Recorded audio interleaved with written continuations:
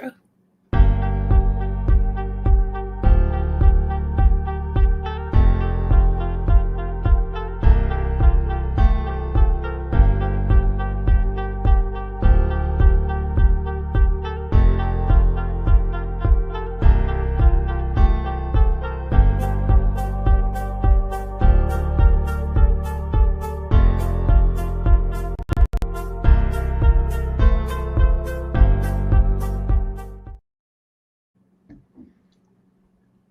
Hello, everyone. Happy Saturday. I hope everyone is doing well. Welcome to 2025, everyone. Can you believe it's already the year 2025? I don't know, just like hearing that. I mean, 2020 was a big year, 2010, like some of those like milestone years, but 2025 just is crazy, guys. So please, if you are here, let us know where you are watching from in the chat. Don't forget that if this is your first deep dive to attend with us, or if it's been a while, or if you just need a reminder, we do, you could say, reward participation. So you are more likely to win a prize when you participate in the chat. And we've got 4 different areas or 4 different places during today's deep dive where we will be giving away prizes. Now, just a couple things with this. These do run for at a maximum of 2 hours. So in Eastern time zone for me, it is 1:01 p.m. So we will be done latest by 3 p.m. Eastern Standard Time. And if you guys don't know me, I am Angela, the operations manager at Book Launchers. You might be popping on here and being like, oh, where's the blonde lady who I see in all the videos? That's Julie. That's our CEO. And she does not run every single deep dive. She does do a lot of them, but not every single one. I am usually on all of the deep dives, though. You'll see me pop in here and there on the YouTube lives as well. But I am the operations manager here at Book Launchers, and I help Julie do a lot of the business-esque things that go on behind the scenes.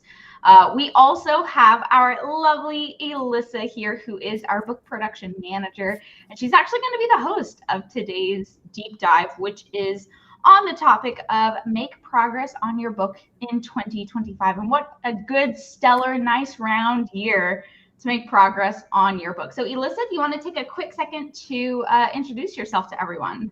Sure. Hi, everyone. Like Angela said, I am the production manager at Book Launchers, which basically means I oversee our entire book process from the beginning of writing all the way through editing, design, layout, and upload for distribution. So I am very keenly aware that books don't happen if we don't make progress on them. So I'm really excited to be here today and talk about, some tips and tricks that I've seen work for our authors, that I've had work for myself and other writers that I know. And hopefully there'll be something of value here today that you can take away and feel like, hey, you know what? I can make progress on my book this year. Awesome. I'm just reading some of the chats. We've got people from all over the place. Let's see. We've got Deborah Ann Martin. Hello. We've got Darla, who was the first person to comment. So hello, Darla. It's lovely to see you here today. We've got people from Arizona, New York, California, someone from LA, California. I hope you and your loved ones are staying safe because my goodness. Let's see, we've on the opposite end of the spectrum, we've got Randall, who is hello from all caps, frozen Pittsburgh, Pennsylvania. So lovely to see all of you guys here. And I think, let's see, Steven Serrell, hello, nice to see you. Vio Eto, hello from Michigan. So great to see everyone in here. Yeah, so if you are watching and you haven't yet put where you're watching from in the chat, we do love to hear that. I saw someone say that they are watching from Florida. I am also in Florida. Oh, another Florida person. I'm down in South Florida. Elissa is in the lovely state of Mississippi. And what is the weather like for you today, Elissa? Is it are you having winter weather? It's actually very interesting. It rained last night and the high is 72 today, but the high is 42 tomorrow. Oh, wow. Nice big jumps there. Yes. Awesome. All righty, guys. Well, let's see. I think we are about ready to get started, but I do want us to give away a prize first off the bat. So let me actually pull up our handy dandy StreamYard giveaway tool. And For everyone, while I'm getting to open, this does pull winners from someone who has already commented in the chat. So let me tell you, this will give you a chance to say hello in the chat while I'm getting this ready. Additionally, just to go over some of the prizes that we have for today. We have, of course, copies of Julie's books, Self-Publish and Succeed and Self-Promote and Succeed. We also have 2 copies of some special editions of Dale Roberts books. And those are, I thought I had I must not have I'll have to pull the titles for you, but they are the first and second book of a series that he has written. So one is for, I think, new authors, and the other one is an advanced guide. So they're nice. They're hardback. They've got gold like foiling on the cover. Really nice. So we've got those.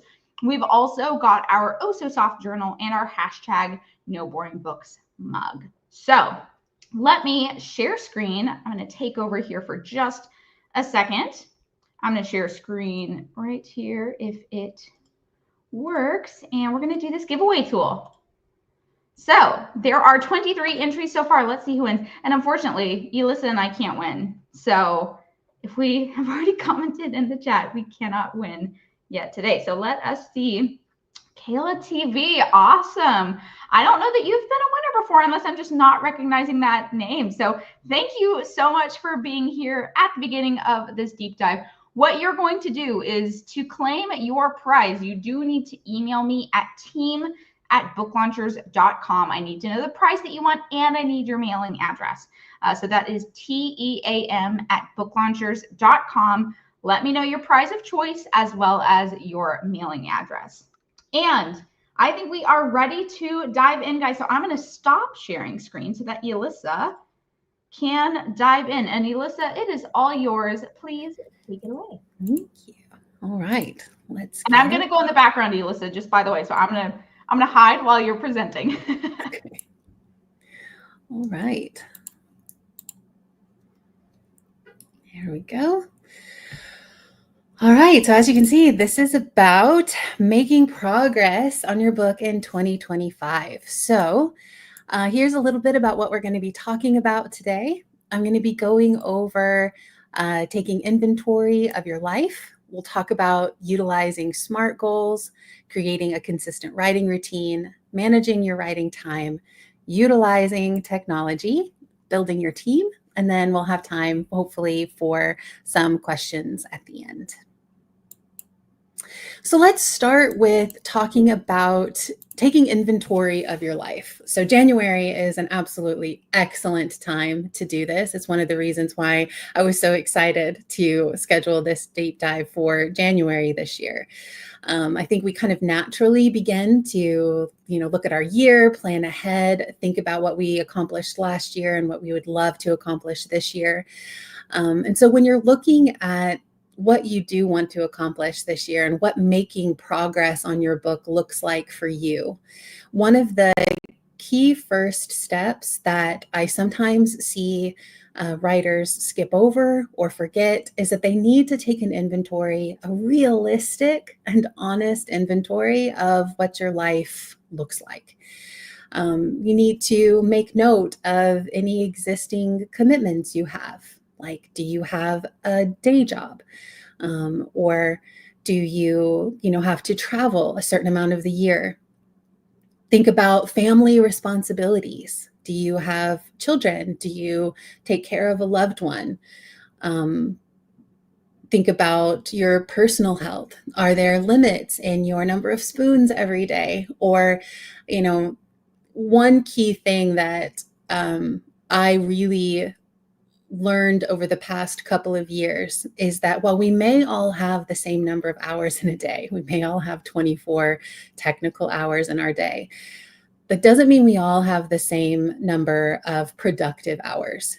And even the number of productive hours we have from day to day can vary depending on, what else we have going on. And so I think being aware and honest about, how much genuine brain space and effort you have to put toward a creative project each day will help you set goals and move toward them in a way that sets you up for success rather than disappointment. Think also about what motivates you and what helps you be focused. One example of this is that I have writer friends who do really well writing in public places. It's not uncommon that the kind of like the hustle and bustle of a coffee shop, for instance, is a really common example that like some people just love it. They function better, they focus better, they're motivated if they're sitting in a coffee shop. But then there are other people who need absolute quiet and isolation in order to be able to focus. And there are those that fall somewhere in between. But as you're taking inventory of your life, taking into consideration what makes you feel motivated and what helps you focus will again help you with your planning. And you're looking at, what you can accomplish and what you need to accomplish what you aim to. And then natural preferences kind of falls into that, to a similar category here. When I first think of natural preferences, I think more about time of day. So, of course, we've all heard about like morning larks and night owls. And many of us do have a very strong preference for when we have that creative energy and can work on those creative projects. So, to use myself as an example, my creative energy is far superior at night than it is in the morning. And yet, a lot of the common wisdom that is common for a reason is that you should front load your day with the things that you want to absolutely be sure get done, whether that is, going to the gym or working on your writing or, whatever it might be.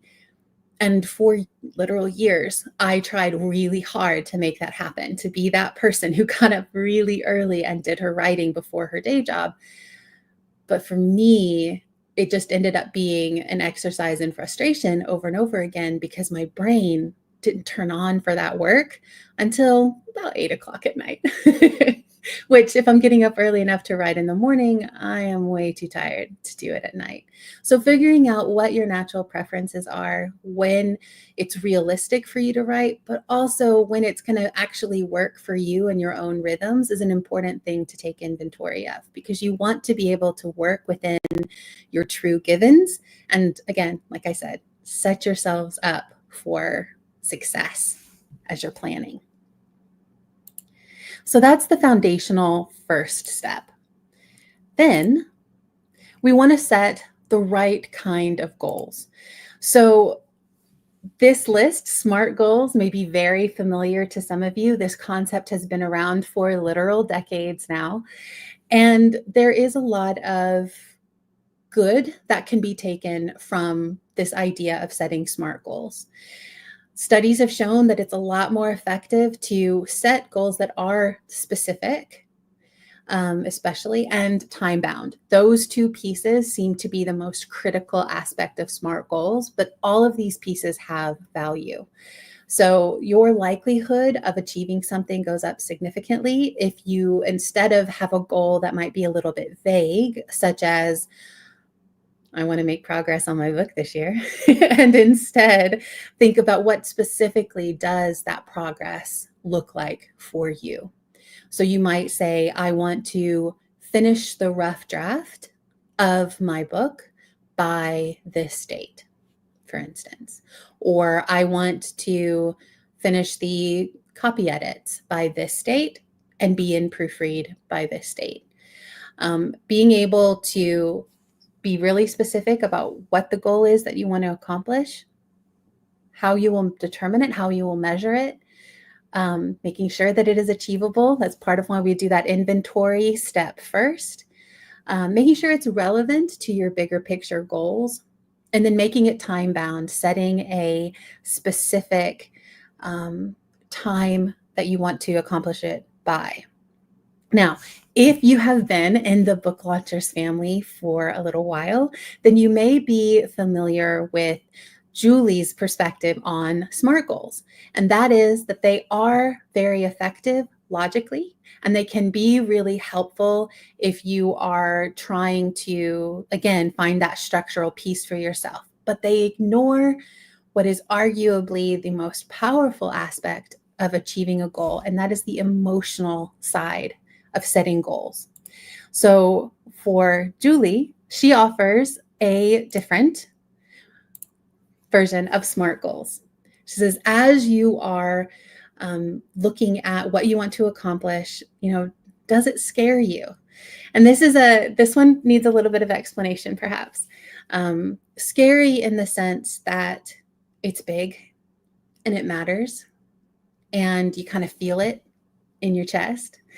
Over the years that I've worked with authors who are writing their books, both with book launchers and for the 10 years that I worked as a freelance editor before that, what I found is for many authors, there is at least one point that they reach in their project where their emotions get really big, where it genuinely gets very real and very scary.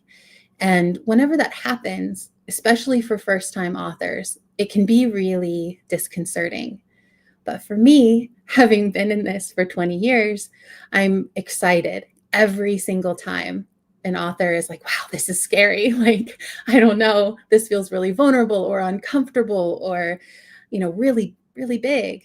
That to me is always really exciting because that means you are genuinely doing something that matters and that pushes you and that requires something of you. And when you put out a book, whether it's fiction or nonfiction or memoir, if it requires something of you, especially if it requires a certain vulnerability from you, those are the books that touch other people's lives. And for most of us, that's why we write books, right? And in terms of the rest of your letters, so milestone driven, this is kind of looking at that time-based goal, but breaking it down into smaller chunks that you can achieve along the way. This would be like setting weekly or monthly word counts while you're drafting, or chapter goals by certain dates, so that yes, you may have that overarching goal for exactly when you'd like to finish your first draft, for instance, but you've also broken it down into smaller chunks. Or if your goal is to self-publish, perhaps your milestones include the entirety of the process. So perhaps your milestones will include things like drafting, editing, cover design, layout, and then the actual publication, so that you have these markers along the way versus just saying, I want to publish my first book this year, or my second book, or my 10th book, or whatever your goal may be. So getting in the habit of breaking down those bigger goals into specific, smaller, milestone-driven goals can really help with keeping that sense of focus and motivation and reinforcing what it is that you're doing all the time. Action-oriented is another great one here, that it's giving you things that you can actually control. One of the potential vulnerabilities in goal setting for people can be that they want to, let's say their goal is, I want to be a best-selling author, for instance. That isn't something you can just flip a switch and have happen. Instead, there are concrete steps that you can take that can increase the likelihood of achieving that goal, but that goal isn't one that you can just automatically make happen, like going to the store and buying something. It is not something you have complete control over. But if you identify that as a goal and then can identify action steps that you can take that increase your likelihood one after the other of achieving that goal that isn't in your control, then again, you're setting yourself up for success in the best possible way that you can. The R here is really easy to visualize. So this allows you to, see that thing happen, being able to put yourself in the position in your mind of, this is what it looks like. I'm making it concrete conceptually. It isn't this ambiguous, amorphous thing, but I'm able to really visualize what this goal looks like. And then finally, tied to a greater vision. What is that bigger reason? What is your why behind working on this book? And I think if you're able to keep that why, that greater vision in mind at every stage, again, as you're taking inventory, as you're establishing your dreams and your goals, and then the steps that you're going to take to achieve them, if you're able to keep that greater vision in mind as you go. You're going to be basically activating both your emotional motivators and drivers and your logical, intellectual motivators and drivers. And combining those two is the most powerful way that you can take yourself from where you are right now to where you want to be as far as your project is concerned. And then, Angela, was this one place you wanted to pause? Yes, ma'am, it sure was. I realized I came on, just popped right in here, and my mic was muted. So yes, yeah, perfect. And thank you. And we actually have a question from B that I'll put on the screen because it is, you said that best-selling doesn't, it's not just a light switch effect, which is true. So B's question, how does a bestseller actually happen for celebrities? Well, it depends on how you're defining bestseller, for one. So if you're looking at like a number one bestseller flag in Amazon, for instance, that's an entirely different process than being on the New York Times bestseller list or the USA Today bestseller list. So in terms of how it happens for celebrities, it depends on the defining factor there. But for those bestseller lists, like the New York Times and USA Today, that has to do with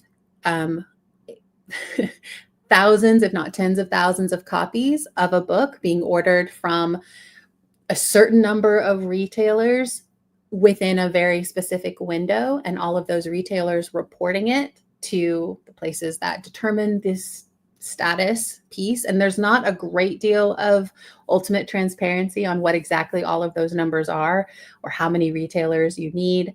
The reporting runs, I believe, from Tuesday to Tuesday, which is why you'll see a lot of traditionally published books for big names will publish on Tuesdays to give themselves the longest reporting window possible to make those bestseller lists.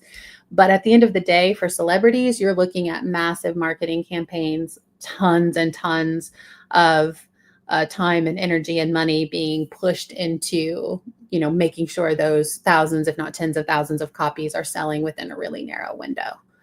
And if that's happening, then they'll naturally get those other flags like on Amazon and places like that. I hope that answered your question. As far as like, even if the book isn't good, I see you say, I mean, that just has to do with being famous, right? Like a lot of people will unfortunately purchase a product just because they know a person or they're interested or they're curious. Like there are a lot of different reasons that marketing campaigns can tap into to try to influence buyer behavior. But with celebrities, a lot of times that is exactly what they are leveraging, is that celebrity status and not necessarily the quality of the work. It's not a meritocracy for sure. Yeah.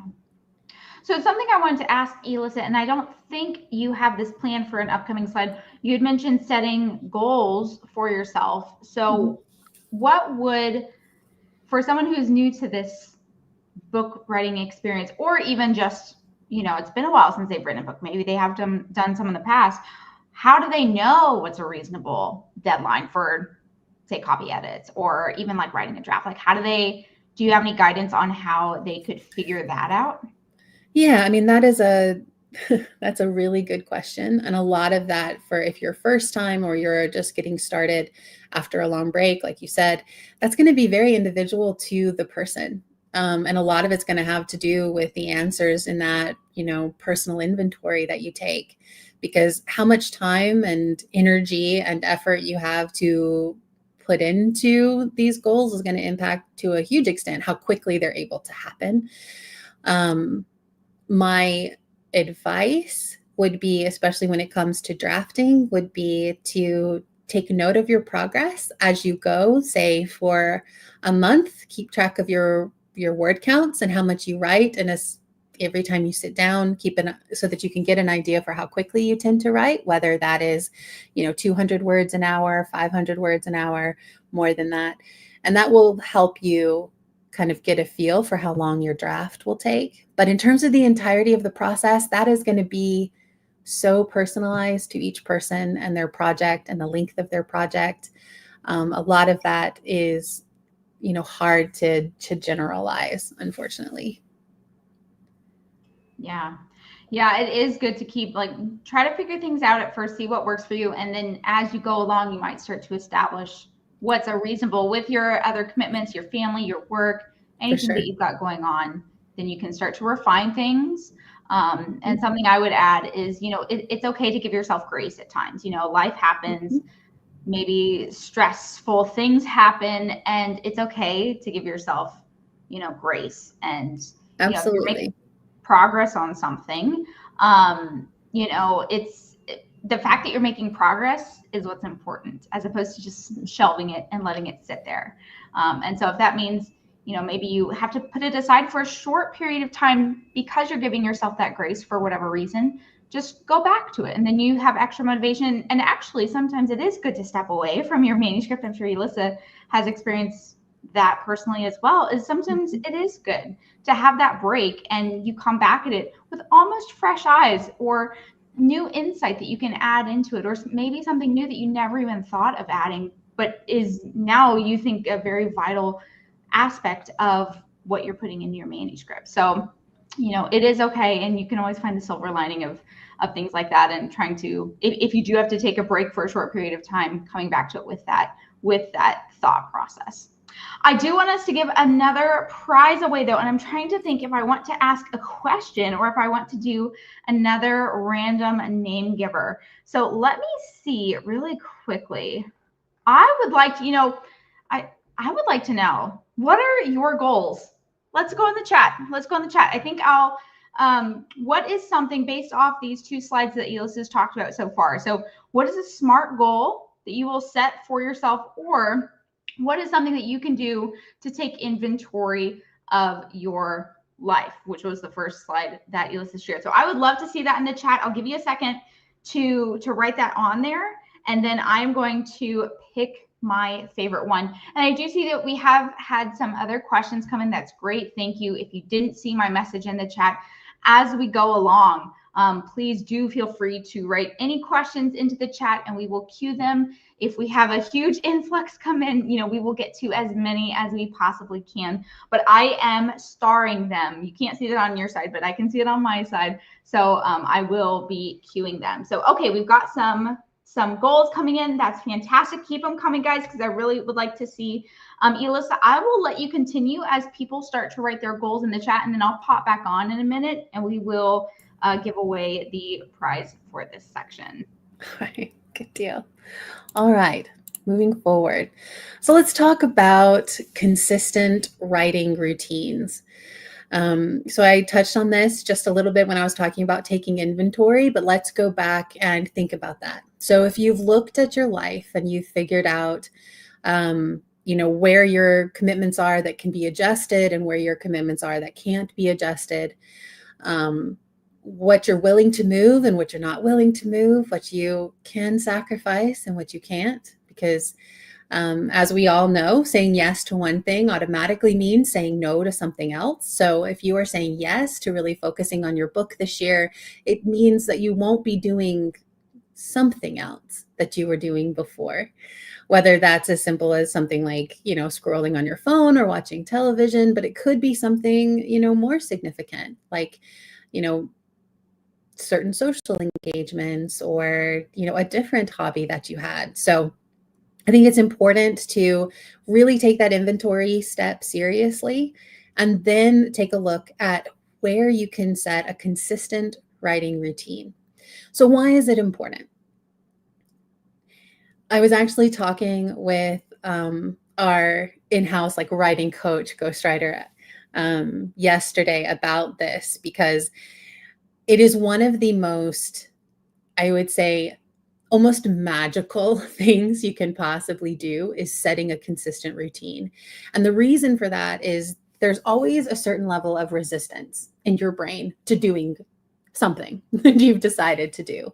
But when you have a routine in place, it tells your brain that when you go here to this place at this time, what we do is we work on the book. And it will go a very long way to helping alleviate that resistance. It helps if you struggle with perfectionism or anxiety about your creative work, or if you just, struggle with getting into the zone or finding, your rhythm when you're writing, a consistent writing routine is the very best thing that you can do for yourself. It doesn't mean you'll be exactly the same kind of productive every time you sit down. I know for me, it varies greatly how much I do each time I sit down to work, but I sit down at the same time every single day in the same spot and do the same thing. And by building that habit in, it has taken me from not being sure how long it'll take me to finish a rough draft to knowing pretty much exactly how long it'll take me to finish a rough draft, because that consistency piece means that I'm moving forward at least a little bit, at least a tiny bit every day. And that moves the needle more than you would believe over time.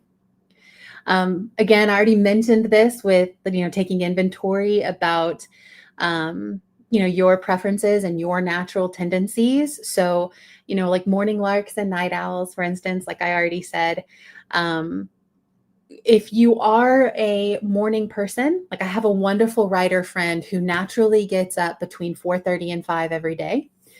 And so her writing routine is that she gets up, she fixes coffee, and she writes before she goes to school because she's a teacher. This works perfectly for her because it is her natural body's rhythm. It is what she does. It's when her brain is the sharpest. If she tried to write when I write, which is roughly 8 to 11 p.m., she couldn't do it. She's in bed going to sleep by the time I'm sitting down to start writing. And so it would be really, really hard for her. And just like I found it incredibly difficult to try to get up and do it more according to her schedule, for me, my brain just stayed oatmeal. It just stays so lumpy and I can't get anything sharp or creative done. And I have tried, like I said, for years because I was determined that that was the best way to do it. But what I found in recent years is the best way for me is a routine that works. It's one I can stick to. It's one where I can actually make progress. And for me, that means sacrificing my evenings, not doing it first thing in the morning every day. And you may find that something different, something in between works for you. So this is where thinking outside the box comes in handy. So another writer friend of mine that I knew in grad school, she worked at a doggy daycare for her day job. And so what she was actually able to do was she would work in 5-minute snippets throughout her day. And that is how she wrote like multiple books over the course of a year or two, was in these little windows that she would capture when there was downtime between what she was doing at work. For me, that'd be really hard. I feel like I need a chunk of time in order to be productive. But for her, those brief windows of inspiration, she just stacked them one on top of each other. And by the time she'd get to the end of each day, she'll have written as much as I do in my block in the evenings. That was what worked for her.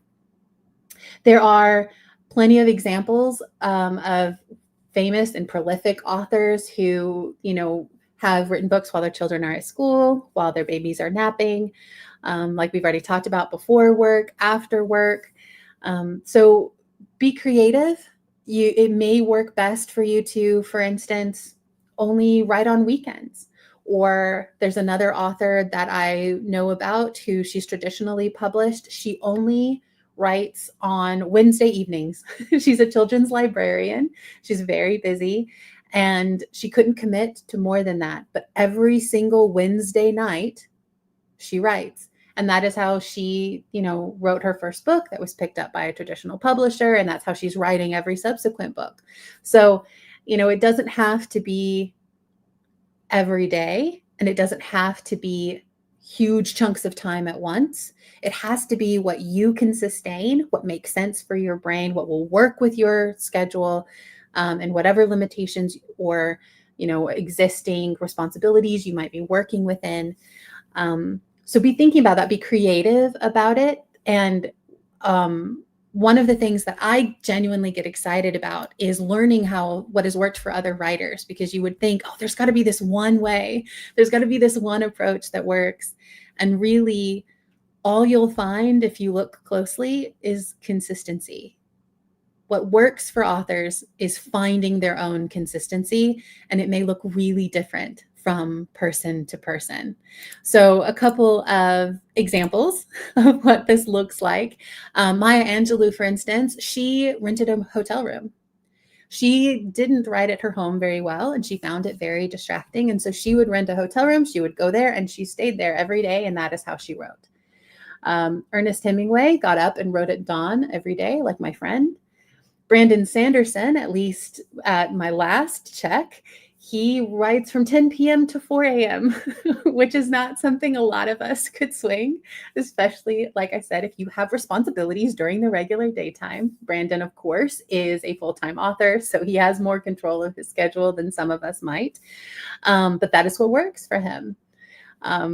The night owl in me sees the appeal. That's exciting. I couldn't do it, like I said, with a day job, but 10 p.m. to 4 a.m., those are his magic hours. That is when he works. Roald Dahl, he wrote in a small shed on his property, as did Mark Twain, George Bernard Shaw, Virginia Woolf. There's actually quite a few well-known authors who have small sheds, writing sheds on their property that they use as their place where all they do there is write, perhaps read, but nothing else. They often don't have internet there. It is often just their place to go and to write, which I think is a really lovely idea. I live in an apartment. I do not have a writing shed, but I do have a writing spot. And I do have a place that I always go, and I sit in the same place and I do the same things so that I can find that consistency for myself. But like I said, for others, it may be best to, go to another place. I have friends who write in libraries, like I said, coffee shops. Some people love to write outdoors. There is no right or wrong, as long as, like I said, you're finding your consistency. You're finding your thing that you can do regularly to help train your brain that this is when we do this work. All right, Miss Angela. That's great. And that's actually a great segue, because I do want to talk about some of these goals. And these have been really fun to read, by the way, guys. Some of these are very specific, and I love it. Like someone said that they wanted to reach out to a certain number of women to include in their book by a certain date. Other people are wanting to attend certain events, get parts of their draft done. Like Jason Ward says, I want to get through my developmental edit and actually use 80% of the editor's ideas. That's great. Jody says, end of January, boom, I have to get it done. It's been the thing that's holding me back. No more. Love that.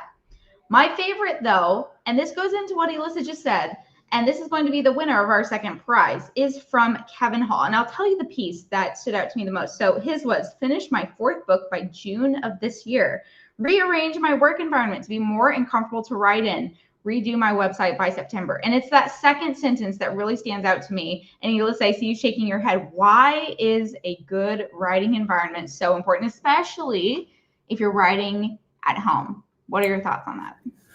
Well, my first thought is that distractions are our greatest enemies. And that includes physical discomfort, visual noise, actual auditory noise, temperature. I mean, yes, be comfortable.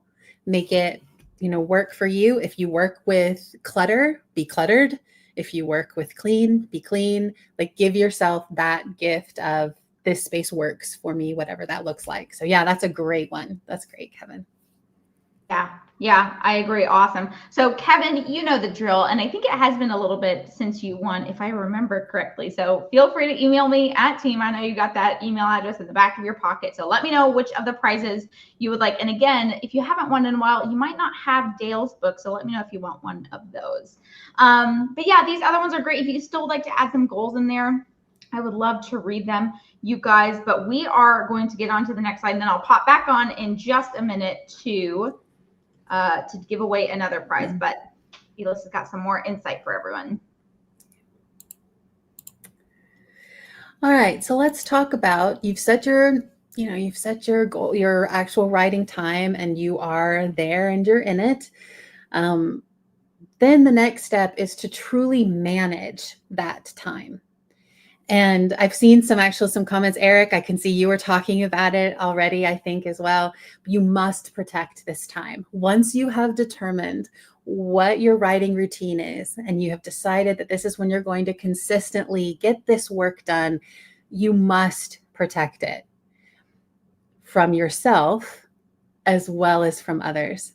And part of this is picking a realistic time, right? Like if you are a mom, then setting your writing time right like when your kids need to go to bed, unless you have a spouse who's going to be doing that for you or a partner who's doing that for you, that might be a really hard time to consistently be able to do it. So finding, or like for me, if I were to set my time for in the middle of my work day, that would be a really hard time for me to actually follow through and do it. So set yourself up for success by picking a time that will actually work, but then you must protect it. Put it in your calendar. Make sure other people, who might interrupt you know that this is your time, so that they don't inadvertently interrupt or distract, because again, distractions are one of the greatest enemies of creative work. And make sure that you don't get lax about, actually following through. Like, oh, I don't have to be there right at 8. I could do 8:15. Or, oh, I could spend part of my time on social media or doing some, research that isn't directly related really to what I'm doing. Or, oh, I could watch some YouTube videos. I'm definitely guilty of that sometimes. I'm watching videos about writing. It counts, right? No, not if I'm supposed to be drafting or if I'm supposed to be editing. So protect your time from yourself and from others. Be respectful of the commitment that you've made. And that's again where that sort of understanding your emotional drivers and your really big why comes in handy, because sustaining this effort over time is a significant challenge. And sometimes we have to get back in touch with our big why in order to make this time sacrifice feel like it has the value that you want it to. Books are huge projects. They don't typically get done in a week. And so you do have to sustain this effort over weeks, months, sometimes years in order to achieve this goal. And so realizing that, getting back in touch with your why and consistently recommitting to the routine that you've set for yourself will be really helpful. Try writing sprints. So I am absolutely a writing sprints evangelist. I love them. I use them in my own practice. I use them with our authors. I love to lead live ones when I have the opportunity to. They are a great community way to actually work in really focused time, as well as you can use them, on your own. To explain what a writing sprint is, in case anyone here isn't super familiar, it's basically like the Pomodoro method, if you've heard of that. But it's basically setting a timer for a specific amount of time, whether it's 10 minutes, 20 minutes, 30 minutes. A very common amount of time actually is 25 minutes. You set that timer, and during that time, all you can do is whatever you've decided you're going to be intensely working on, whether that is drafting new words, editing a chapter, making a plan, working on an outline, whatever it may be. You commit intensely to keep your focus on this one target until that timer goes off, and you don't stop. You don't allow yourself to get pulled into something else or to get lost in thought, or you just keep yourself laser focused for that period of time until that timer goes off, and then you take a break. My recommendation is always to actually physically get up if you're able to and move around, but definitely look away from your screens or whatever it is that you're working on and actually force your brain to stop that intense focus, and then you do it again.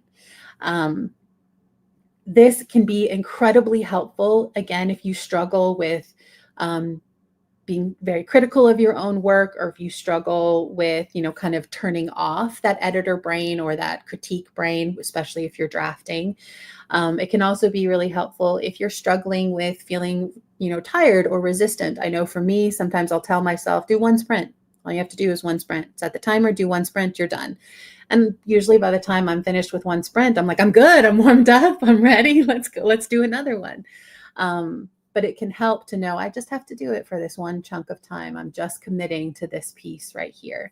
And being very kind of disciplined in your focus. Expecting yourself to focus very intensely for 2 hours or 3 hours or 4 hours doesn't work. And what you'll find is that you burn yourself out, you'll burn your brain out over time if you continue to do that. There are, of course, exceptions. I'm talking in generalities here, but you may find that if you have 2 hours and you run 4 25-minute sprints instead of just saying, I'm going to work for 2 hours, you may find there's a huge difference in how much you actually accomplish in exactly the same amount of time by managing it in sprints versus steady state as you go through.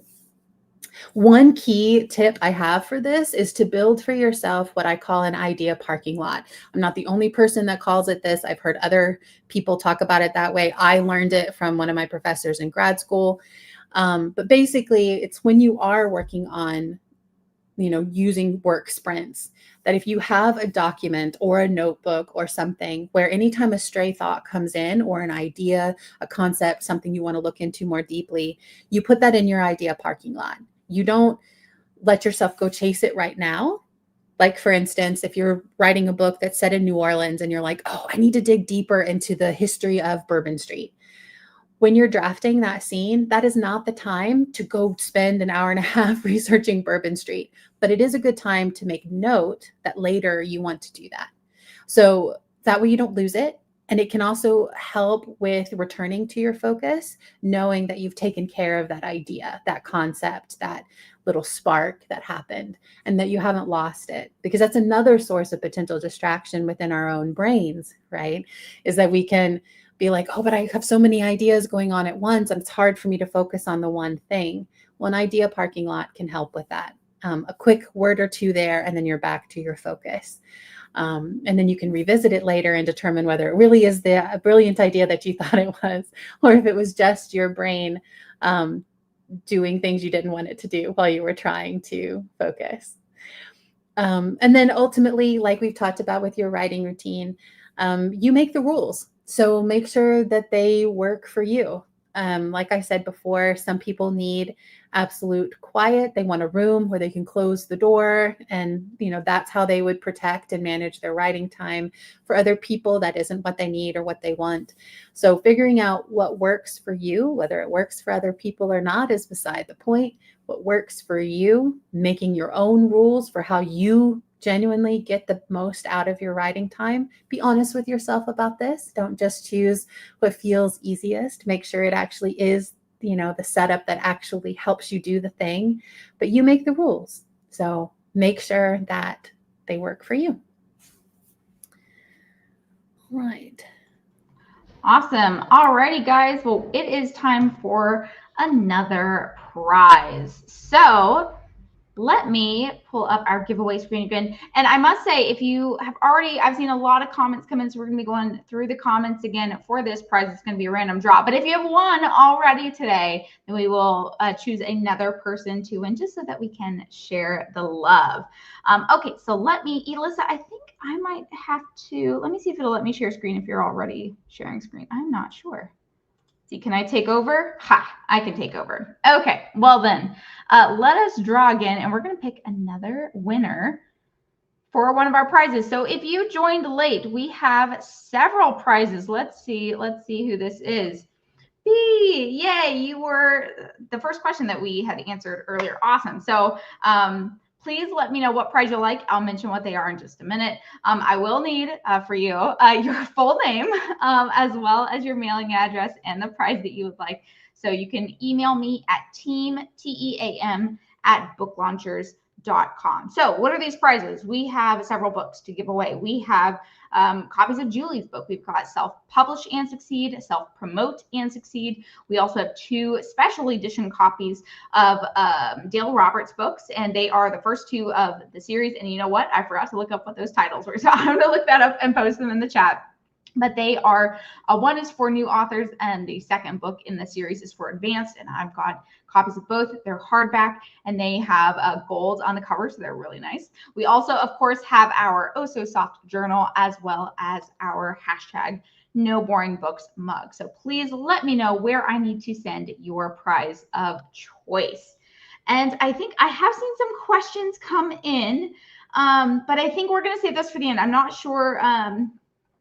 I think there are more overarching questions. So let me stop sharing, and Elissa, I'll let you take back over because I think those can just be saved toward the end.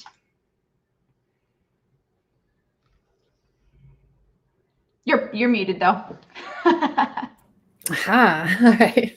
Here we go. All right. So let's talk about tools and tech. This is another kind of can be foundational. You may have already found what works for you, but there are some things that perhaps you haven't considered or that might be interesting for you to pursue. So let's start with the very basics. Do you choose to type or handwrite your projects? I think that probably at this point, a high percentage of people are choosing to type their manuscripts versus handwriting them, but there are very clear benefits to both options. So I want to talk about that for a minute. So typing is great because many of us, I think, probably type faster than we handwrite. That may not be true for everyone, but we may be able to keep up with our thinking speed a little bit better if we are typing versus handwriting, which may mean that you are able to make more progress more quickly and get more words written in less amount of time. It also means that you have it in a form that allows you to save it, to back it up. It can go in the cloud, and it is more shareable perhaps very quickly than a handwritten version. However, there is a different relationship with content when you handwrite it. And this isn't right for everybody or every project, even for the same people. But there are some projects, topics where if you're really struggling with like a deep thought translation to your hand, like for typing, that you may find that handwriting really helps. There is a different connection between your body and your brain when you are handwriting versus typing. And you just may find that if you get stuck, that switching between the two can be helpful. There are authors currently who I know choose to handwrite all of their books for their first drafts, their drafts that are just for them.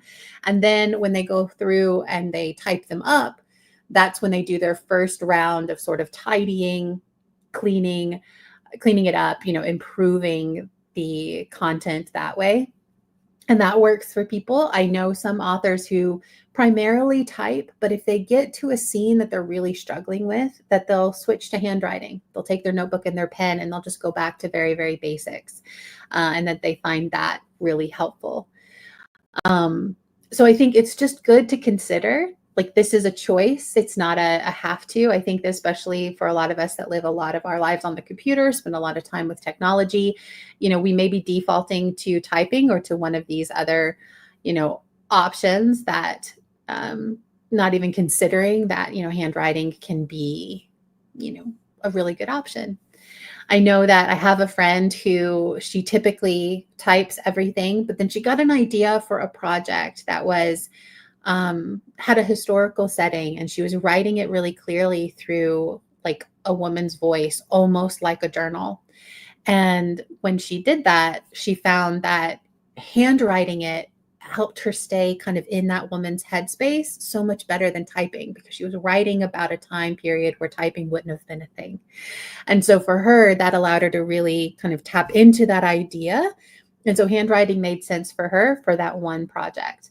And then she went back to typing when she wrote something else. So I just like to talk about it because I think, a lot of what I'm going to be talking about here is very computer focused, but handwriting has a really, it has its place and it still has value.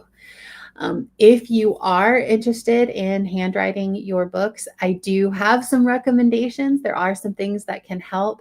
Definitely you want to invest in paper that you enjoy, notebooks that work for you. Hand fatigue can be a real concern.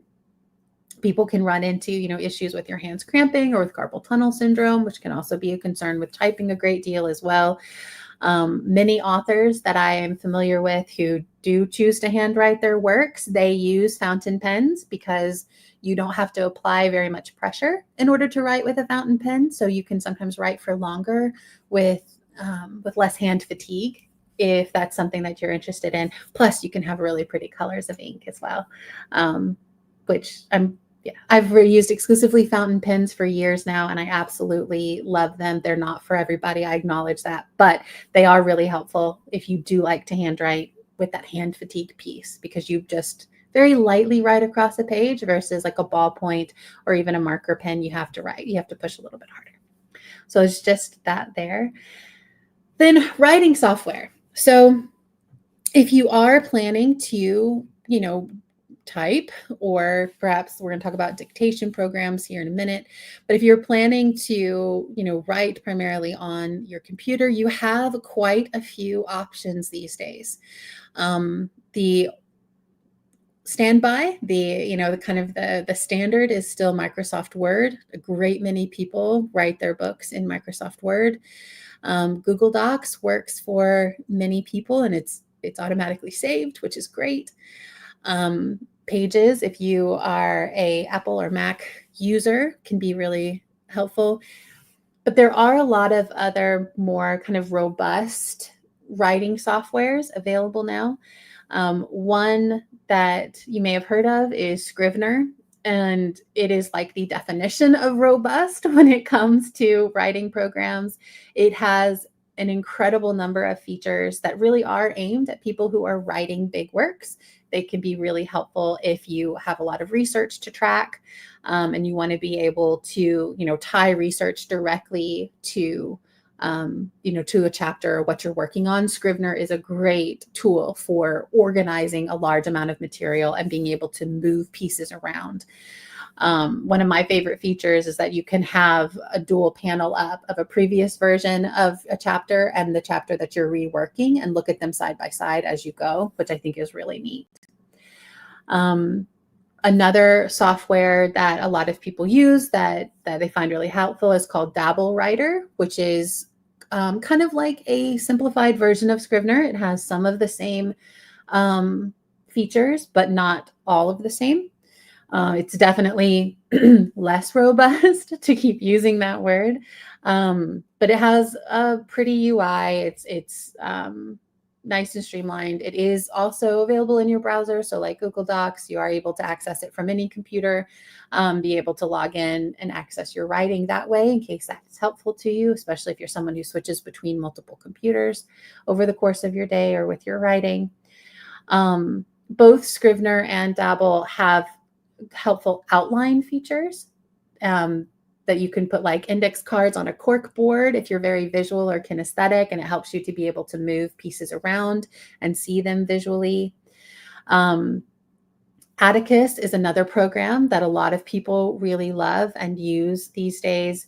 And there are new ones coming out all the time. And so if you are finding that like some of the more simple options like Word isn't meeting your needs, or you're finding it hard for you to kind of see the shape of your project, that is why Word is difficult for me when I'm drafting. I use it later in the process when I'm finalizing and I'm going through the editing process. But when I'm drafting, I find something like Dabble or Scrivener more helpful, because it allows me to process my work visually in a different way that I personally find really beneficial, especially being able to like drag and drop scenes and move pieces around really easily, and be able to see what I've done and where I'm going in multiple different views helps me personally.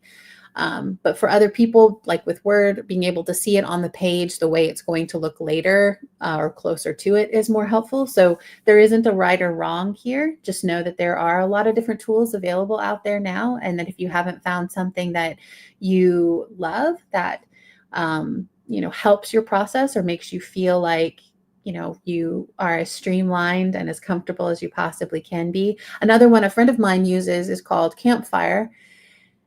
And it is does not work for me at all. It completely confuses my brain. But for her, it works really, really well. So I just think, again, finding that thing that makes it make sense to your brain as you're working on these bigger projects, and helps you manage the volume of information that you're trying to manage, especially if you're also juggling research. finding the right writing software can be hugely helpful for that. In terms of dictation programs, so there are quite a few different options for this now, and what you choose to use will depend a lot on how you use dictation. There is one author, and I cannot for the life of me remember her name right now, but she is incredibly prolific, partially because the way that she does her writing is she goes for really long hikes, and all she does is dictate the entire time. And so she gets her drafts done really, really quickly because she can, get through a lot of content verbally really quickly. I've used dictation myself in the past. It can be an incredibly helpful tool. It's really great if you struggle with any issues with your hands, like I mentioned before, with carpal tunnel or with cramping or just with hand fatigue. Dictation programs can be excellent. If you're on the move a lot, if you're in the car, or if you're outdoors, like it can really be helpful to be able to still write and still engage that creative brain and get content down, even if you're not able to sit at a desk. I think that's magnificent. I have known people who dictated on their way to and on their way home from work, and that was their primary writing time. And that's how they got their books finished. As I said before, there really isn't a right or wrong. This is all about figuring out what works for you. There are, like built-in tools that are very simple, like your iPhone very likely has a voice-to-text option that you can be using. There are programs like Otter.ai that will transcribe audio for you. And then there are more like very full-fledged and quite more expensive softwares like Dragon Naturally Speaking that you actually train to your voice so that they get more and more accurate the more that you use it. And there are tutorials on how to dictate effectively, especially if you are wanting to do this as your primary way of drafting. There are verbal cues you can learn to use with dictation software that will put in punctuation and some spacing and things like that so that you don't end up with this just solid block of text that you then have to spend just as much time as you perhaps saved trying to figure out, what you meant to say. This is another one, like with handwriting, that if you are really stuck on something, that even if you don't typically use dictation, switching to it can really help activate a different part of your brain. For me, I find it really fun to use it, especially if I'm working on a project that has a lot of dialogue, for instance. Being able to actually have those conversations out loud makes it sound different. I do it anyway when I'm typing. My poor husband has to listen to me talking out loud when I'm doing dialogue. But with dictation, I actually, can just kind of close my eyes and get into the moment and dictate a conversation out there. So there are a lot of different reasons and ways to use dictation software. Some of them, it's best to have a high quality microphone and be sitting at a desk. But for others, you can have like just your earbuds or a simple headset or just your phone and be able to be on the move with them. So just know that it's a good option. I find that my dictating voice is very different from my writing voice. So if I switch between the two with one project, I have to be really careful with my revision and my editing to make sure that the voice sounds consistent throughout. And that I do tend to use sometimes more repetitive turns of phrase when I'm dictating versus when I'm writing. So it's just a good idea to keep in mind that there are pros and cons to all the different tools that we could possibly use. And just try things if you haven't already. It can be great. So another big topic to talk about, it's come a really long way in the past year, is using AI such as ChatGPT or Claude to support your writing. So I want to start with caveats, with cautions here with AI. Because I work predominantly in self-publishing, that is what I can speak most directly to. So right now, there's a lot of, I would say, division amongst readers, especially about AI-generated content and AI-generated covers. That's not to say that AI can't be used as tools. I'm going to be talking about what that looks like in just a minute. There's also still a lot of questions about what it's going to mean in terms of copyright and being able to protect your work. So when I recommend to authors utilizing AI, ChatGPT or Claude or other programs, my recommendation is to use them as tools and to use them in a way that supports your creative work, but that does not replace it. Amazon currently does allow self-publishing books that have been AI generated with disclosure. Like you have to let them know that that is what you're doing. However, other like print-on-demand self-publishing companies like Ingram Spark, for instance, which is a major third-party aggregator for self-publishers, they don't currently allow any content that has been AI generated.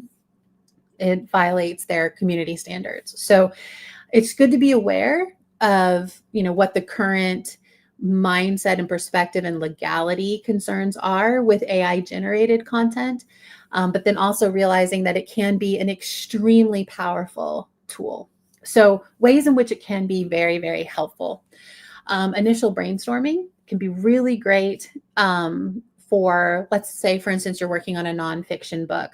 Having a conversation with ChatGPT or with Claude and talking to them about the book that you're wanting to write, the target audience for that kind of book, discussing like what their pain points might be, or what kinds of questions they ask, or people who are looking for a book like this, what are some questions that they want answered, or what would bring them to a book like this. It can just help kind of clarify your own thinking and give you some ideas to pursue more deeply in your own work.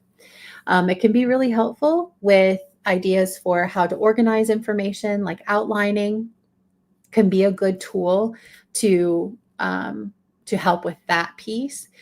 It does have some limits in terms of its help with research. Sometimes it can be really helpful, but other times it can get things just plain wrong. So you've got to be careful about that. There are still disclaimers on just about any one that you would use that the information given can be inaccurate. So if you are writing nonfiction and you're using AI to help with research, just be aware that you will want to fact check or verify any research that you do choose to use that was cited or presented to you by AI.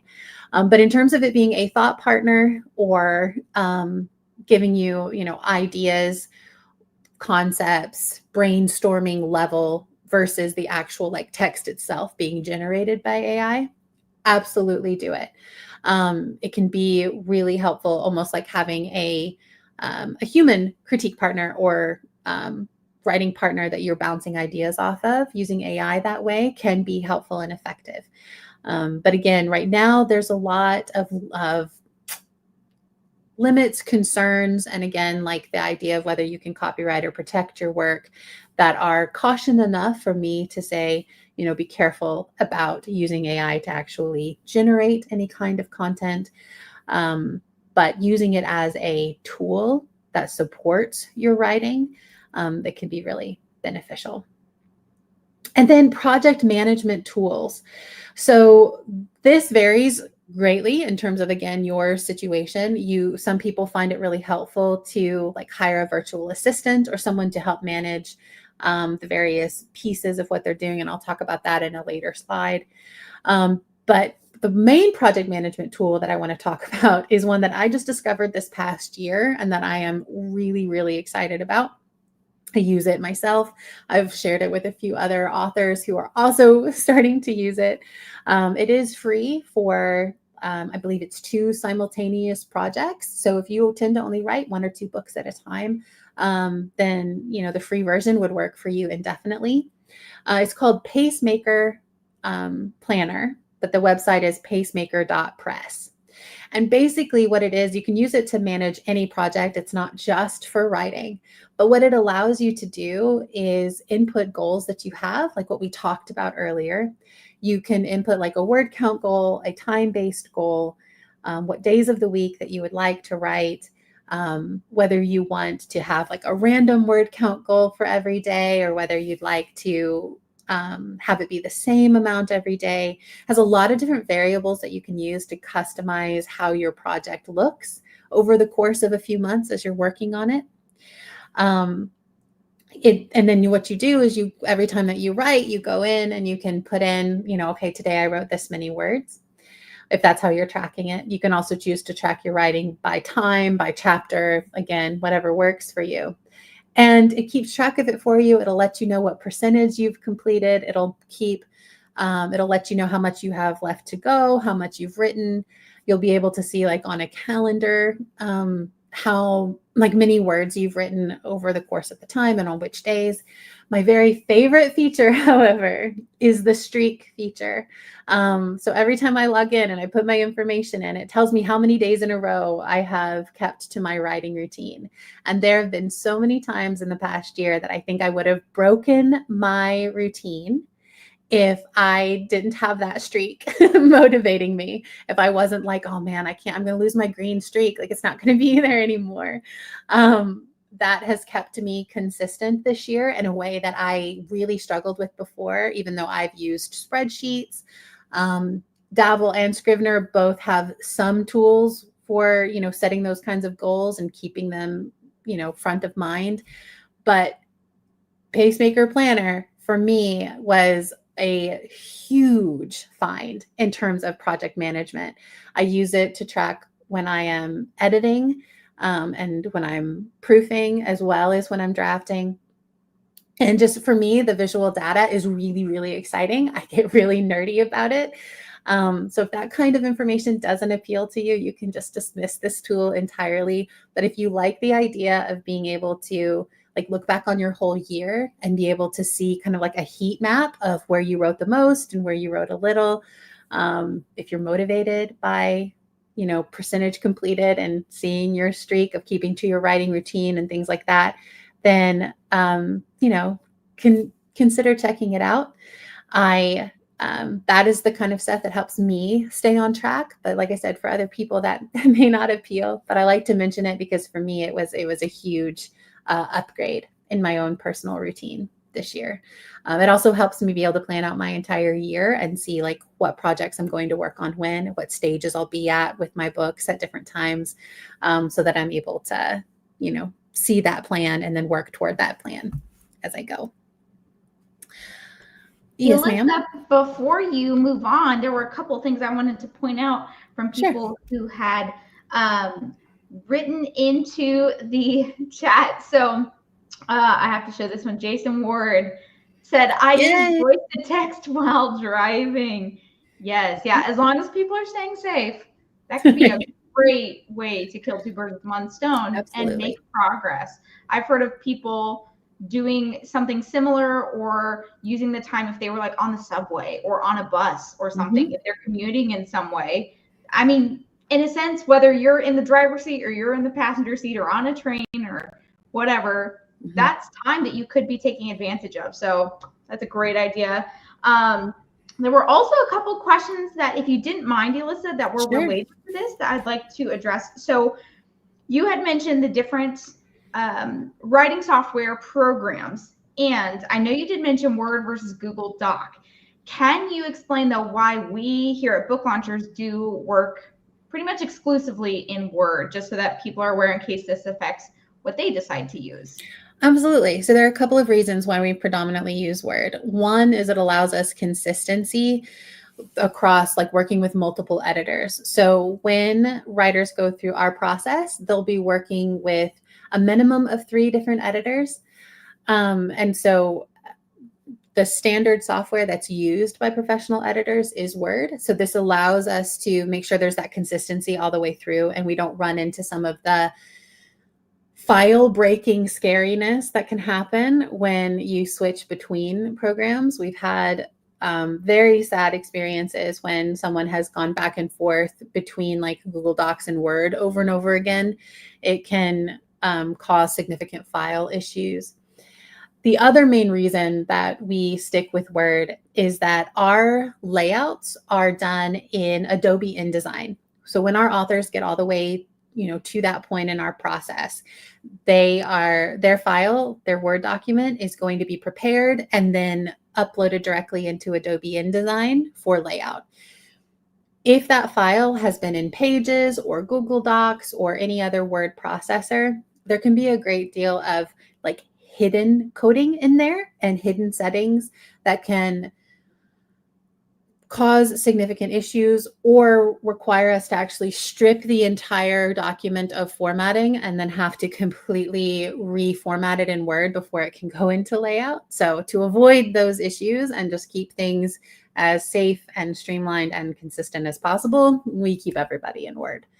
But if, like Angela said, like those may not be concerns for you depending on what your process is. But for us, that's why. Those are the two main reasons. Another one is there, we do have it. It seems like we've got some fiction authors in here too, but which do you prefer for nonfiction? I think all the ones that you listed, not just Google and Word. Yeah, I mean, I think, again, it kind of depends. If you are planning to like hire professional editors, Word is a good choice for that, at least, for that back and forth with that editor. For nonfiction, if you're dealing with research, if you're juggling, like trying to incorporate research into it, Word does have some research management tools in it. But in that case, my preference would probably be Dabble or Scrivener, just because they have a more full-fledged toolkit for helping you track and then integrate research into your project. But again, use what you'll use. Like use what makes sense to you, what's easy for you. Awesome. And thanks. I think we've got one, maybe two more questions regarding tech and tools. Emily Romero is asking specifically about Scrivener. I think you have a Mac. I don't have a Mac, so I couldn't even shed light on this. Yeah, so actually Scrivener was originally built for Mac only. So for a long time, you could only use it on Macs. There is a Microsoft version now. I have both. I have Scrivener on my MacBook and I have it on my desktop PC as well. In my opinion, the Microsoft one is way less pretty and not as fun to use as the Mac version, but it is available on both and was originally only available for Mac. Awesome. And then just really quickly before I get to the last question, Hafsha, this is one of our lovely team members. Hi, hello, Kate, who is also a thriving author herself and very active in her writing community also. Okay, sorry, I love seeing our team members here. Okay, I think the other one was about, let me see, I just have to go to her. Okay, yeah, this one is from Kevin Hall. And I think, Kevin, correct me if I'm wrong, I believe your topics are history nonfiction books. But he's asking about the amount of research it requires, so beyond AI tools, which he has used. And I know you're very familiar with the different ones out there. You stay in tune with that. Are there any other tips to help with the research part? Whew, that's a hard one. So is it, Kevin, I don't know if you're still in here. Hi, Kevin, you are. So what are the struggles with the research? Is it the actual like getting that sheer volume of research done, or is it like tracking and utilizing that research when it comes time to write the chapters based on it? Yeah, I know he's definitely still here. Because that would be my biggest question in order to answer this one most helpfully. Getting the research done and validated. So honestly, Kevin, in my opinion, the biggest tip I would have would be to take a page out of like academia's textbook, and a research assistant, like a virtual research assistant, would probably be what I would do, working with the volume that you're talking about and wanting it to that high level. Finding an undergraduate or even master's student who's looking to pick up extra work and work as a research assistant would probably be the most helpful thing. If you're doing it on your own, like I don't know of any way to make it faster than what you're already talking about. The biggest challenge for me would be just to track that research and be able to clearly mark when it has been verified or validated, so that when you're utilizing it that you've already done those checks. And in that case, using a tool that has research tracking abilities would be helpful. But in terms of actually getting the sheer volume done, I yeah, I mean, I think a human helper would be what I would default to there. Yeah. Yeah, that's a good one. Thanks, Elissa. That's all the questions I have for now. I know other people have got, I think, 4 or 5 others starred, so we'll get to those at the end. But go ahead, Elissa. Sure. All right. So let's talk then about building your team. So writing a book can potentially be honestly quite isolating. Unless you're working with a co-writer on a project, writing a book largely is just you sitting wherever you sit, writing your book. And so if you don't have an existing like community of writers or a team like I'm going to talk about here, consider building one. Um, I think it can be really helpful to, again, helping keep your motivation and your passion and your excitement for your project live, but also helping, help with some of that loneliness. It's one of the things that I love about what we do at Book Launchers is that we do give that sort of support to our authors. There are multiple people who know about and are excited about your project as you're writing it or as you're going through editing, so that you aren't on your own. And I think that can be really helpful. So let's talk about that. So let's start with family and friends because they are usually our closest circles. And this is where I want to be encouraging as best I can. A lot of times we have the expectation that our friends and our families are going to be the people who are the most excited and passionate about our projects alongside us. But the fact is, sometimes they aren't. And that can be uncomfortable. Sometimes they want to be, and they are excited for you, but the long slog of getting a book done, or if the topic isn't particularly one they're passionate about, or if they don't really understand why you want to do the book thing that you're trying to do, sometimes your family and friends won't be that really strong support presence that you want them to be. And so I just want to be encouraging to you, if I can, that doesn't mean that there's anything wrong with your project or with what your goals or you as a writer. It's just the way that it is sometimes. Now, if you are one of the fortunate that do have family and friends that are supportive and that do want to be a part of this journey with you, then be sure that you utilize them. Let them be an encourager to you. Tap one of them to be an alpha reader for you, which I'll talk about a couple points down here. Bring them in, update them, and let them kind of be a part of that motivation for you.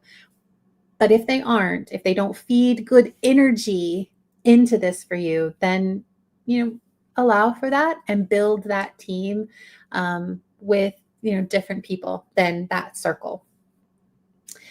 In terms of accountability partners, so I personally find this really, really helpful.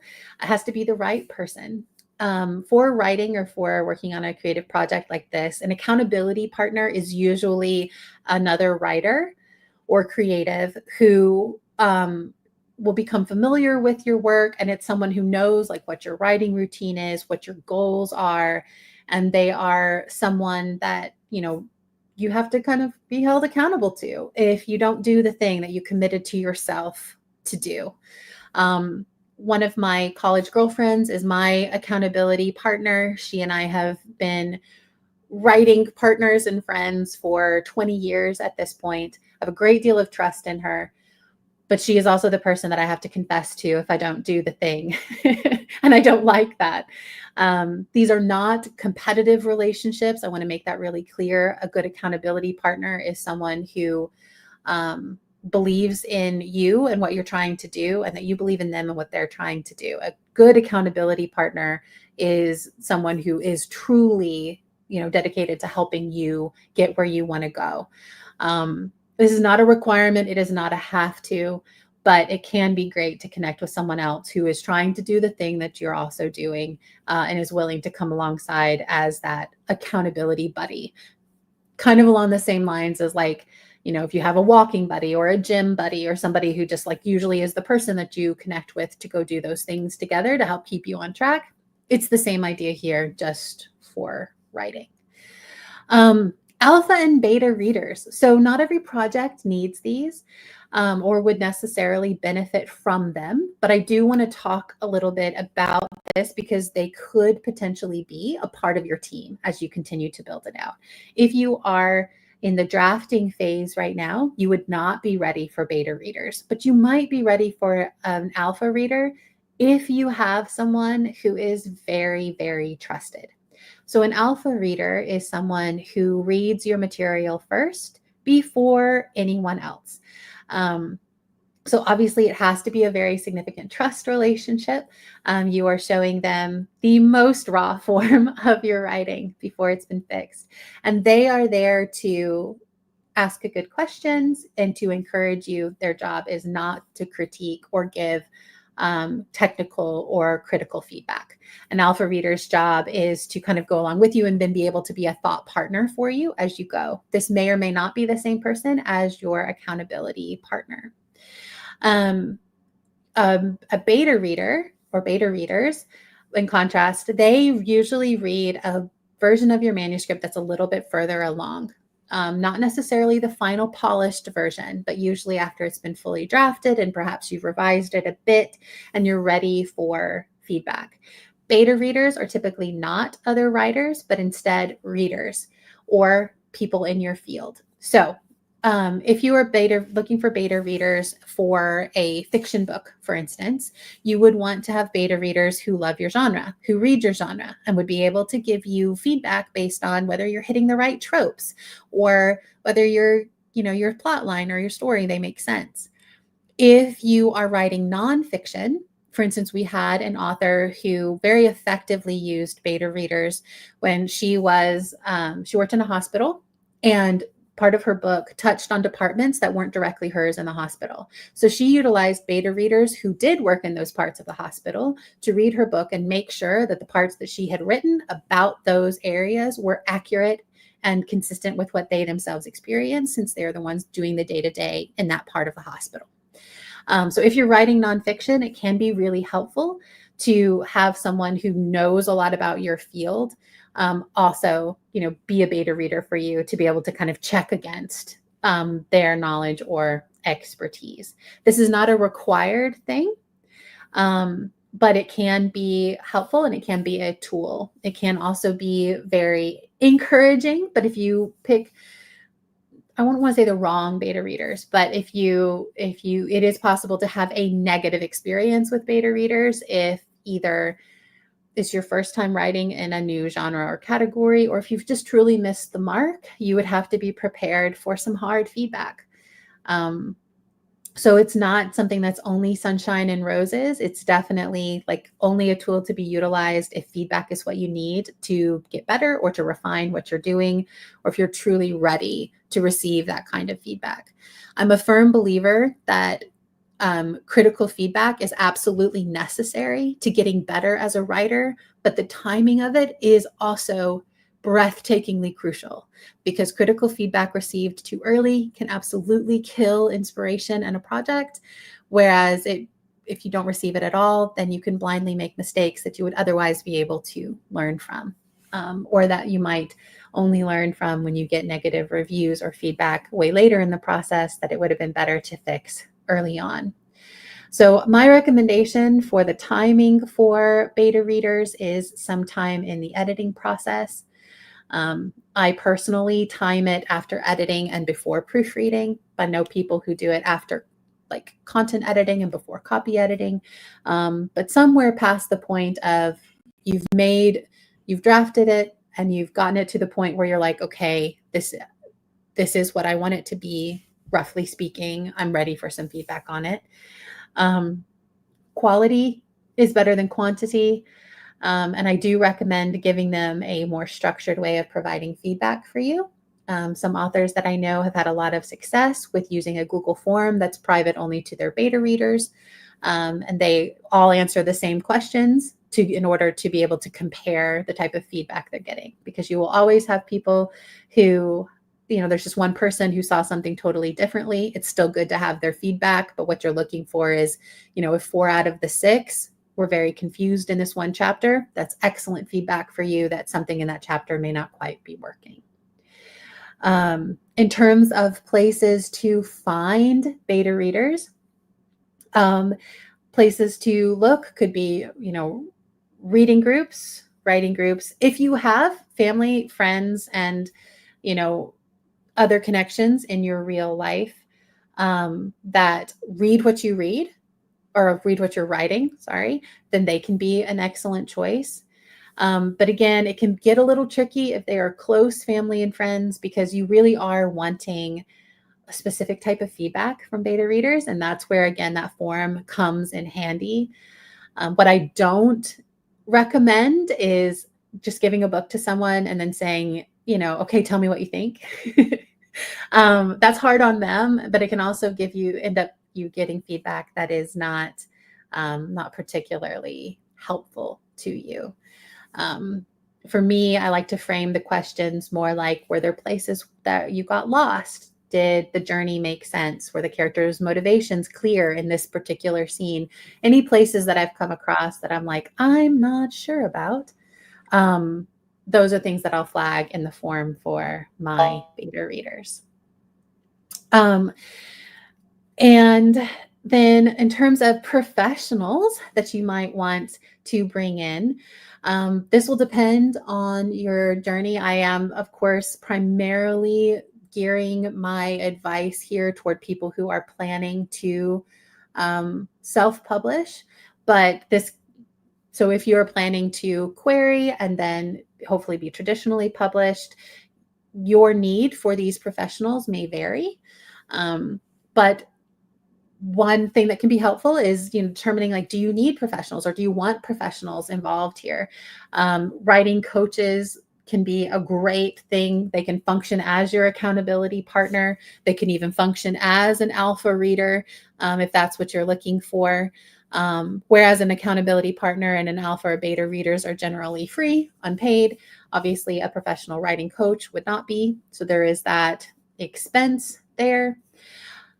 I do recommend professional editing to everyone, always, full stop. If you're traditionally published, of course, it will go through editing. If you are going to be self-published, I do strongly encourage professional editing. Everyone, regardless of how gifted a writer they are, needs an editor. And even editors who write books need editors. They will see things that you don't, that you can't, and they'll help ensure that the end product, by the time you self-publish it, or if it is traditionally published, is professional, polished, and more likely to create a really positive reader experience is what we're going for. And then also determining whether you want to work with a professional designer or not. I have friends who are self-published who have been working with the same designers for years and I love them. And then I have friends who are self-published who either were designers or became skilled in design in order to do their own book covers and layouts and things like that. So your journey here will be individual to you, your skill set, your time, and things like that. So just to keep it in mind that, your team can consist of, multiple levels of people. And then I also like to, mention having a street team or a launch crew. These are usually people who they may be pulled from your beta readers. If that's who you have, they may be family and friends. But these are the people who are interested and invested in your project. And then they are there to kind of help promote your book for you on the street, so to speak, when your book launches, whether it is to leave reviews or to post on social media, to recommend to their friends. These are the people who kind of support that end stage part of your process. So if you are early on, it's okay to start thinking about who these people might be and how you might utilize them. This is often something that authors build as they go through their careers with multiple books. But that doesn't mean that with your first book, you can't build one. It just might be smaller than someone who's been building it for years over time. But it's good to have people who, will help you promote, will help you spread the word and give that social proof that a lot of readers are looking for, especially if you're a new or unknown author to them. They want to know that other people, other real humans, read and enjoyed your book. And then finally, it's readers. So you might not initially think of your potential readers as part of your team, but if you're choosing to self-publish, they definitely are. And so beginning to think, regardless of where you are in the process, who your readers are, keeping them top of mind as you go through every part of this process. Where do they hang out online? Where can you connect with them? That human to human relationship building with potential readers for your book can go a really long way toward building that platform and that audience that you're looking for. This holds true for both nonfiction and for fiction authors. I think for nonfiction authors, especially, looking for places to join the conversation online for readers who are in your target audience, where they are, what they're talking about, what their concerns are, not only allows you to start building relationships with potential readers, but it also may feed into the work that you are doing and help you, again, have an idea of what they might want or need from the book that you yourself are working on. So beginning to think about where they live, where you can find them, not literally live, please don't stalk your potential readers. I mean, where they hang out online, whether that's Facebook or Instagram or places like that. Where can you connect? Where can you start a conversation and start building sort of a relationship with this readership as you go through your process? And that's it. That's all. My biggest thing, just my personal closing thought is just, I firmly believe that if you have a book that you want to write, you should write it. Whether it's your first book, your second book, your 10th book, you should write it. And I am absolutely, everything that I talked about today comes from a place of wanting you to be able to achieve what it is that you're setting out to do. And it may require sacrifice. It almost certainly will require sacrifice, at least of time, energy, perhaps money. But your contribution in this world is one that only you can make. So I'm very excited. I hope that I'll get to do this next year and that there will be that chance for those of you who are here today to come back and tell me all the things that you accomplished in 2025, because, this can be it. This can be your year. You can do the thing. All right, Miss Angela, that's it. Oh, and I don't know. My frantic text, my Wi-Fi went completely kaput, so I am on my phone now. Sorry. So this is a fun level of multitasking, but thank you, Elissa. We do have, looks like the mobile version is still fairly good, but we do have a few questions that we will try to get to, and we do have another couple prizes. So, with this, we want to help you with this. Oh, it looks like my Wi-Fi just turned back on. So this is awesome. I'm going to pause that thought that I was just sharing, folks. Sorry. Let me get back logged into everything so I am in my comfort zone. But let me pull one of the questions for Elissa to answer while I'm getting back on. So I don't know if I can share it with this. Let me see if it'll let me. No, I don't know that I can. There it is. Yay! So this is a question from B. If we're trying to support indies, so this was from earlier, doesn't becoming an Amazon bestseller defeat the goal? That's a really good question. I would say no. Selling enough copies to be number one in a category on Amazon is how you get that bestseller flag. So all that means is that you sold enough copies in a certain window of time to rise to number one in the ranking, and that you were more visible and that people could see you. It doesn't take away from being independently published. It's still a book, a product that someone put out on their own, published on their own. Still very much an indie, and so I think achieving that, having sold enough copies to achieve that flag in a specific category or categories. To me, that's completely separate from being from the choice to be independently published or to support indies. If I missed your question, if I misunderstood it, please don't hesitate to put a clarification in the chat for me. Alrighty, yes, and I'm back to normal, guys. I like working in my normal environment.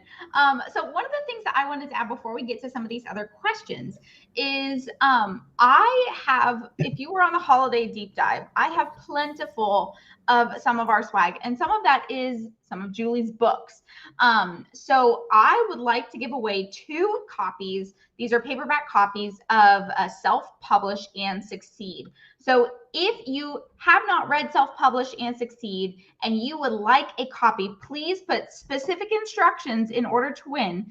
Please put hashtag SPS1 in the chat, and then we will do a random draw for anyone who does not have a copy of Self-Publish and Succeed. Again, I will write it in there just so you can see exactly what I mean. Hashtag SPS1.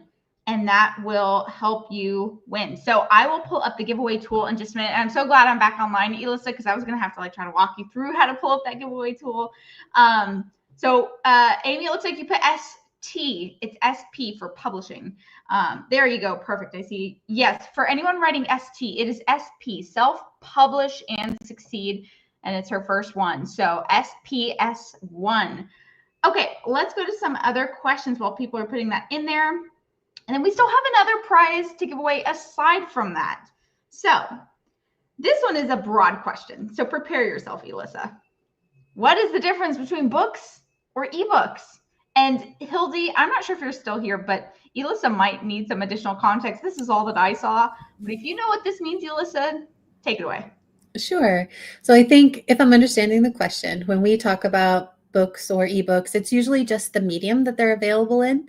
So the content itself should be exactly the same, but a book would be like the print version, like paperback or hardcover, and then the ebook would be the digital ebook or EPUB, Kindle, Nook version that's available online. So it's usually the exact same content, cover, things like that, but it's just whether it's available as a digital file or as a print.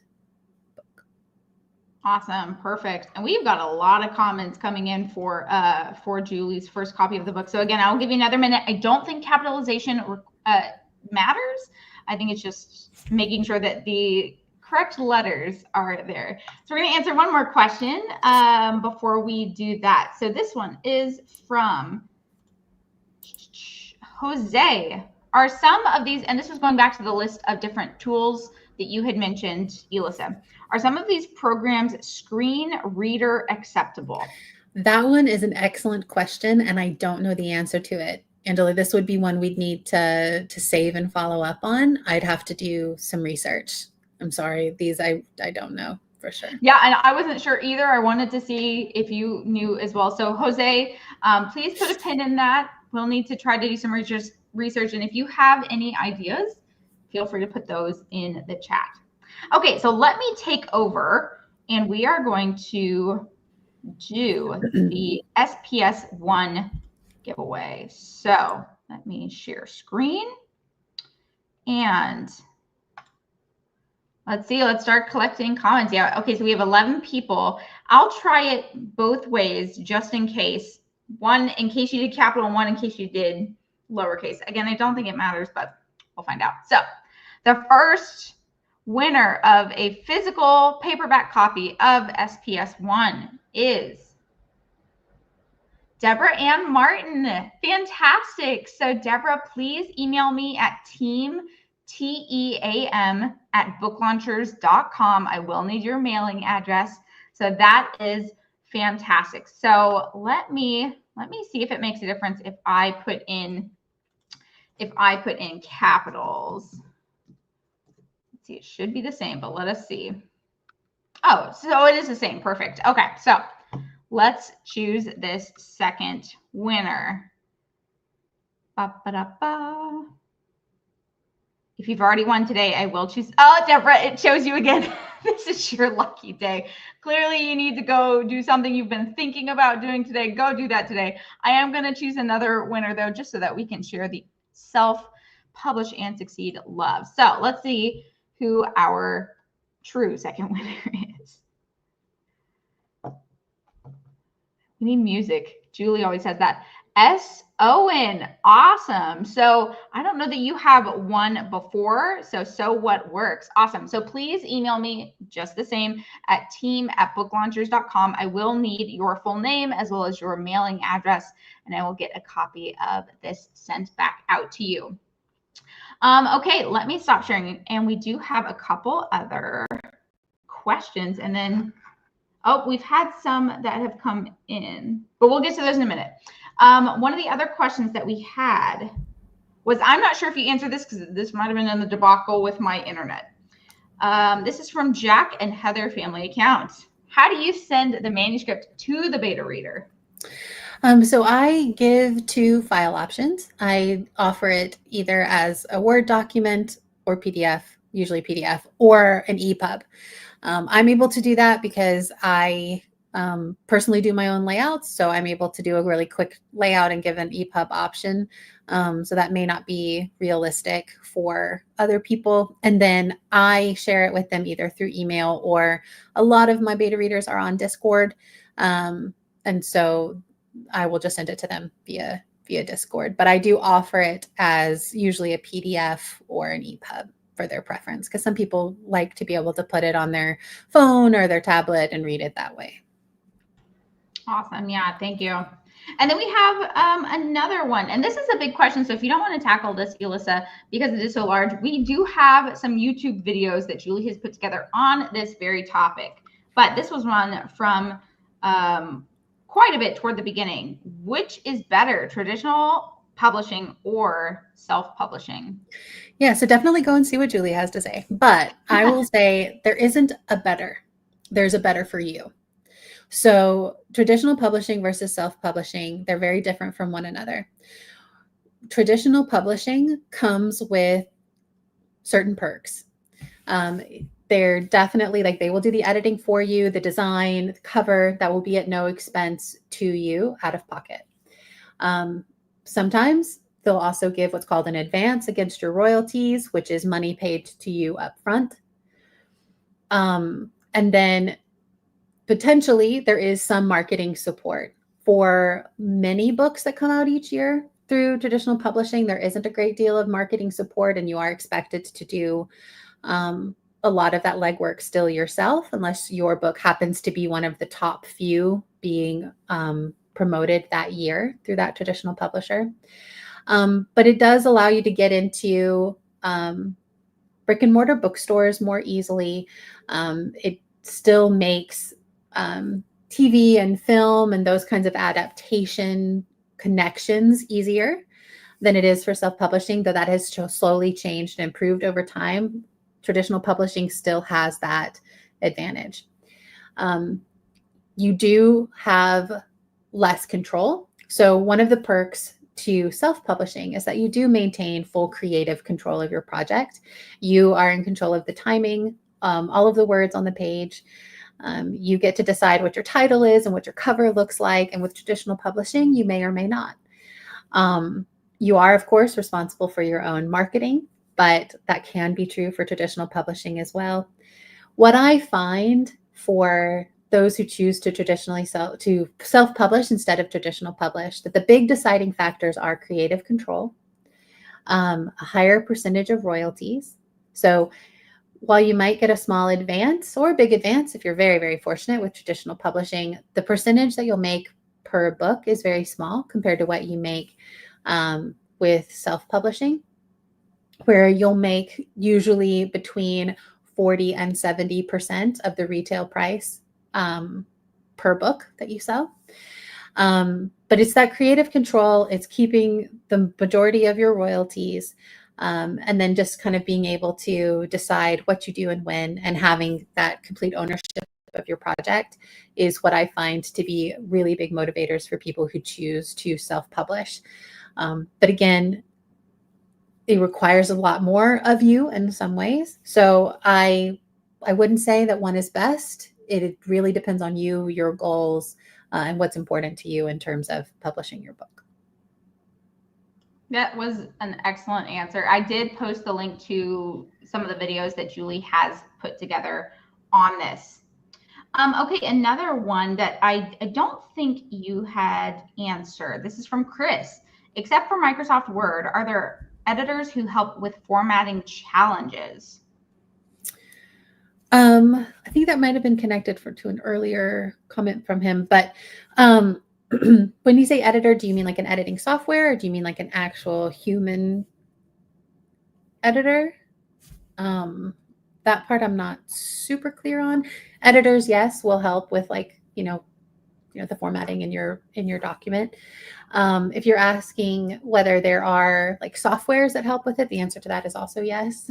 So it just depends. I'm not sure what your question was, but either way, yes, there are software editors and there are human editors who will help with formatting. Yes. And he was asking about human. Human. Yeah. Yes. Yeah, absolutely. Okay, and then I think this is the last question so far. I don't think you answered this one either. Again, this came in while I was like offline a bit. From Rick, I'm looking for an option to Scrivener because I have such a hard time syncing between my Mac and my iPad. Gotcha. Yeah, and it can be scary. I haven't done it with Scrivener in a while, but I know that it can be you run the risk of having overwrites happen when you sync between, which is why I stopped doing it, because it scared me off, Rick. So I'm not terribly surprised that you struggled with that. In that case, you might consider checking out Dabble Writer. It is browser based, so you would have to be accessing it through the browser on your iPad, but it should otherwise look exactly the same regardless of where you open it, because it is a browser based software versus an app. Awesome. Thank you.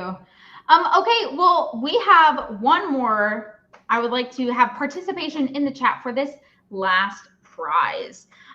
What is something that you have learned today that you will take forward into 2025 for making progress on your book? So please put in the chat. I would love to see what you guys learned today, and we'll be taking into this new year. And I am going to pick my favorite, and then we are going to be heading off after we pick this last one. And we do have another deep dive next month. It is on February 15th.